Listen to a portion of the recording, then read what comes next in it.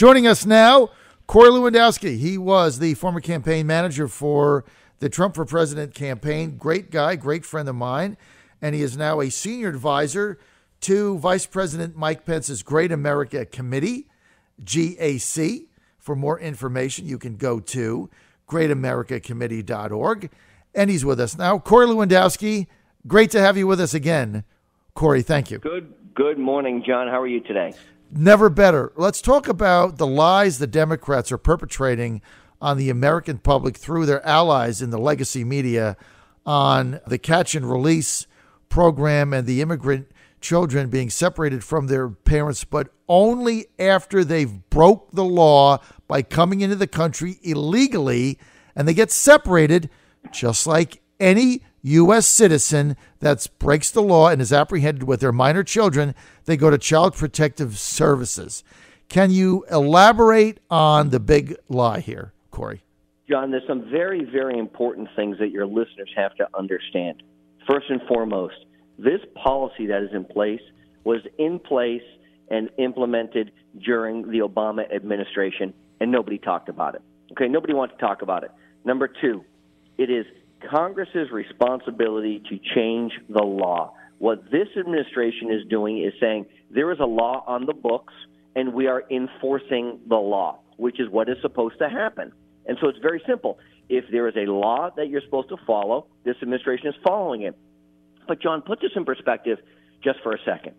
Think if you are a U.S. citizen or a citizen of any country, and you go to another country with your child and you commit a crime. What do you think transpires in that other country when you commit a crime? You go to China, you go to Singapore, you do something with your child, and they say, it's okay, don't worry, we're not going to enforce the laws, right?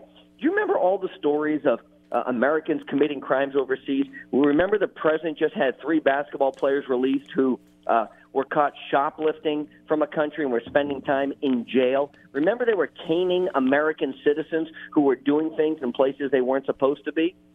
The laws of the country are the laws of the country, and if you commit crimes in those respective countries, whether you are with your child or not, those laws will be enforced. And so it's very simple, John. It's as simple as it can be.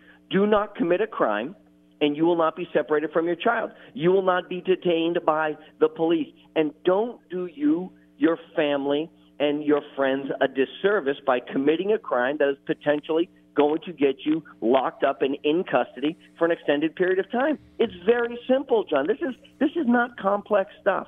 I understand it very well. I was a former law enforcement officer. Right. I get it. Don't commit a crime, and you don't have to worry about the punishment. And regardless of what country you're in, if you commit a crime and you're with your minor children are taken from you and put into that country's custodial services while you're processed for the crime.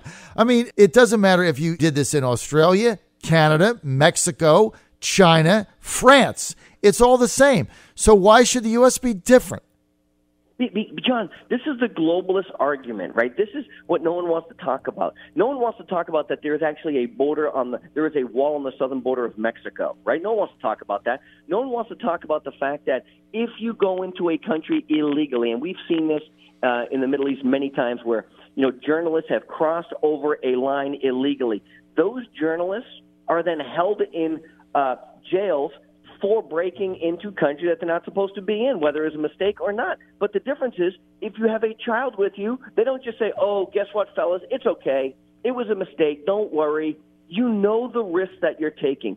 By coming to this country illegally, you are doing a disservice to every man, woman, and child who has attempted to get to this country legally. Mm-hmm. Every person who has gone through the right system to make sure that their families can stay together. There is a process here for legal immigration. It is clearly defined. We are the greatest country in the world. It is a privilege to come to this country. But by bypassing the rule of law and taking a chance to cross into this country illegally with your child, you fully understand what the ramifications of that are, which is if you are caught, you will be detained, you will be separated from your family, and there is no one to blame but yourself for this.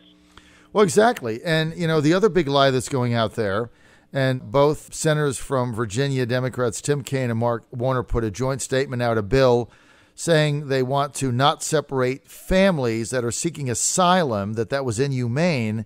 But the lie is if you seek asylum legally, which is at the port of entry, no family is separated. You simply go there at the port of entry. You make application. You have to be interviewed. There's a system we go through. Your family is not separated. You stay with them in the facility designed for that. You got 5 kids. All of them are there. However, if you cross the border illegally and break the law and then get apprehended because you're hoping not to get apprehended, and then you get apprehended and you say, oh, I want to claim asylum, well, now you have broke the law. You can't do that. Otherwise, everybody would just come over, get apprehended, and say, I want asylum. I mean, it's not the way it works, right? Well, John, this is the problem, right? This is how it works. There are many, many people who are potentially being persecuted and have to seek political asylum. I understand that, right? But there is a very clear process for that. And this country, we are the greatest country there is. We understand taking care of people because we have done that our entire existence. But you don't get to have it both ways. You don't get to bring a family across the border, sneak into the country, jump over walls, climb under tunnels, and then once you're apprehended, say, oh, by the way, back home, my life is really not that good, so I'm claiming political asylum. It doesn't work that way. And I can only imagine how difficult it is to live in some of these other places.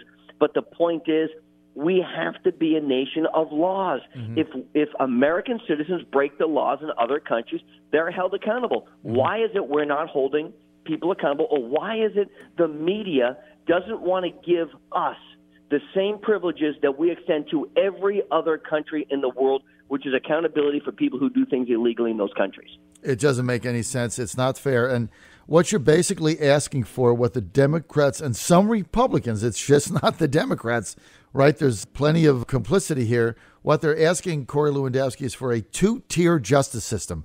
One justice system for people who come in illegally, and basically they break the law, they get apprehended, but somehow, because they have their children with them, they should get some sort of immunity, and they're just caught, released, nothing happens to them. The other justice system is for U.S. citizens who, as you just said, if they're apprehended and they're arrested for something, they're separated from their children immediately. That's the way U.S. justice system works. They're put in child protective services. So basically what the Democrats are advocating is a 2-tiered justice system, one for people that are here illegally and are not citizens, and the other one, worse, for U.S. citizens. How does that make any sense? John, it doesn't make any sense. And think about it. Look, we see these stories all the time. American citizens who have drug problems. I mean, we've seen this many times. Children left in cars while their parents are out doing drugs, right? You know what happens to the American citizens? They are separated from their families because the parents have broken the law and they have to be held accountable. Parents who are out robbing, stealing, committing crimes every day. As a police officer, John, which I was, I don't say, hey, it's okay that you went and did something illegal. You must have a child at home, so I'm not going to prosecute you. Of course not, right? What happens is when you break the law, there are consequences.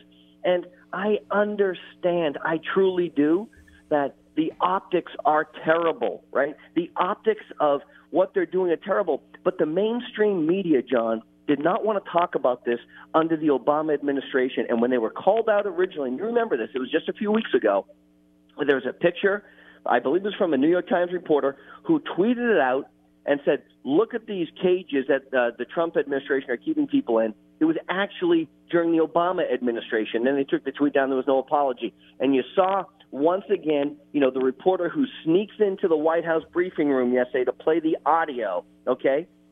This is so absurd. The pro-Republica reporter who's doing this. Where was the outcry during the Obama administration? Because that's what this policy is, and it's very simple. If people don't like it, they need to get in touch with their elected officials, the congressman and the senators who wrote this law that is very clear. And what this administration is doing is following the law, and they're being criticized for it. If you don't like the laws, go and change them. This administration is following the laws.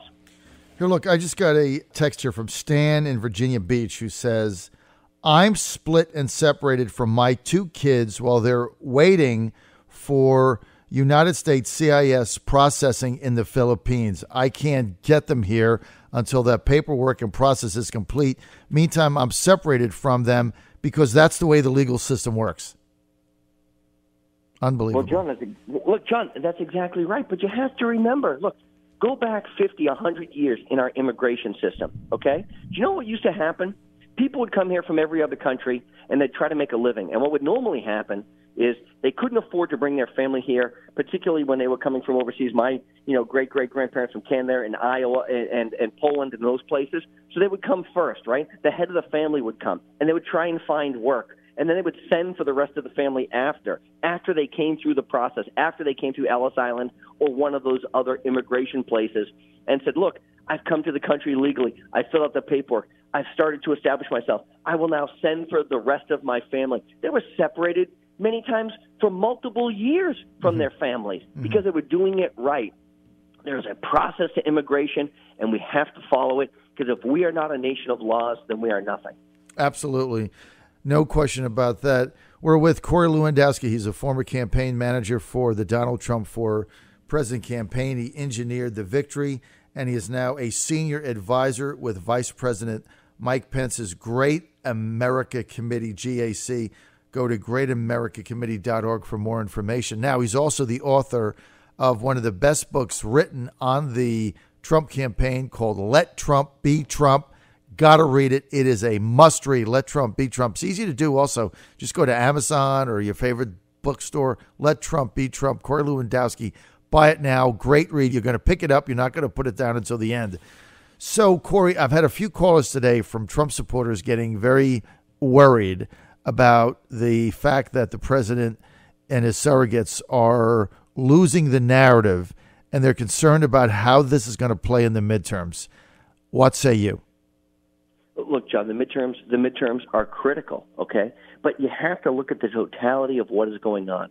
And the immigration issue is one issue that this administration is focused on. You have to look at what they've done to MS-13, completely decimating it, right?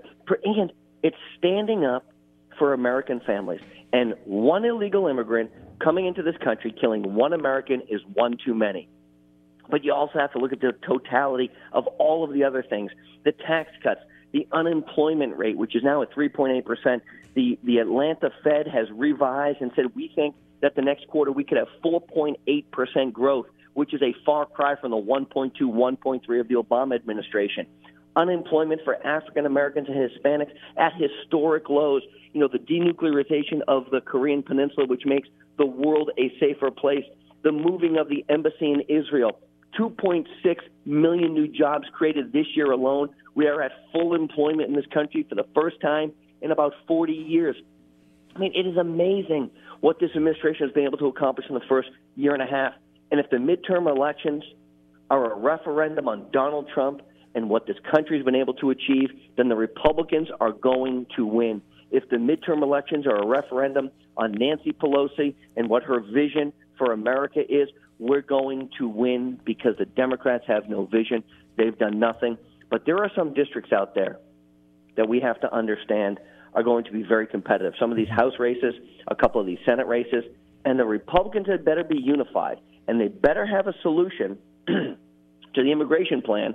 The president is going to Capitol Hill today to talk about immigration.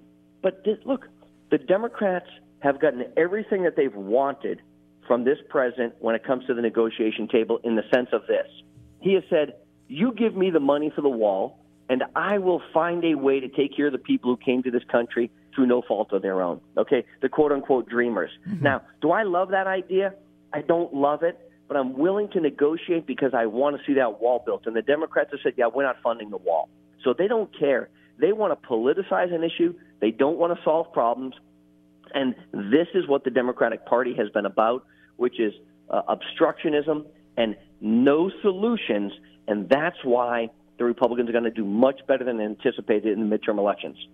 I think you're right. And you see the president's approval rating in the midst of this whole thing went up to the highest level it's been today. And this is, you know, after an entire week of him getting hammered by the legacy media on the child separation issue. So doesn't that tell you that people are kind of understanding the nonsense now? John, the American people are so smart. They're so smart. They see through the fake news. They see it all the time because the fake news, what they want to do is they don't want to report the news. They want to create the news. They want to create their own narratives. And when you go to some of the channels, it is just Trump bashing all day long. But you know what happens? American people wake up and they say, my family is safer because of this administration. I have more job opportunities. I have more upward mobility in a job opportunity. I have more real wage growth. And I see a better path because, John, you remember this. During the last years of the Obama administration, the discussion was we will be the first generation to leave this country in worse shape than we got it from our parents. And that is a sad state of affairs. Today, we are going to leave our country in a better position than what our parents gave to us as my grandparents gave to them. And that's what it's supposed to be. We're here as stewards for our children and making our country safe and prosperous, and changing the way the United States is looked at around the world is so critical. And look, when it comes to trades and tariffs, right, this president, John, he's such a great negotiator. You know what he told these individuals, these G7 leaders just last week, 2 weeks ago? Mm-hmm. He says, very simple. You guys don't want to put you don't want the United States to put tariffs on? No problem. I'll make a deal with you right now. No tariffs from you, no tariffs from us, no subsidies from you. We compete, level marketplace, one-on-one. Here we go. You know what the world leader said? No, thank you. We're not interested. We're not interested because they know they've been ripping us off every day for 30 years, and they finally know that there is a leader amongst leaders with Donald Trump who's standing up and putting America first. And I love the fact that he's threatening China with $200 billion more in tariffs. Right. Because if we don't have access to their marketplace, why should we give them access? When we sell a car to them, it's a 25% tariff. They sell a car to us, it's a 2.5% tariff. When we sell dairy products to Canada, it's a 270% tariff. When they sell it to us, it's zero. That's not fair. It's not fair to the American people. And guess what? Donald Trump is fixing that. That's the bottom line, and he's standing up to them. And that's why with China, we have a $550 billion annual trade deficit. That's $550 billion U.S. dollars going to China. Who do you think in this negotiation holds the cards? We have the consumers. We're paying them. They're getting U.S. dollars. The president is going to win this debate and argument, no question.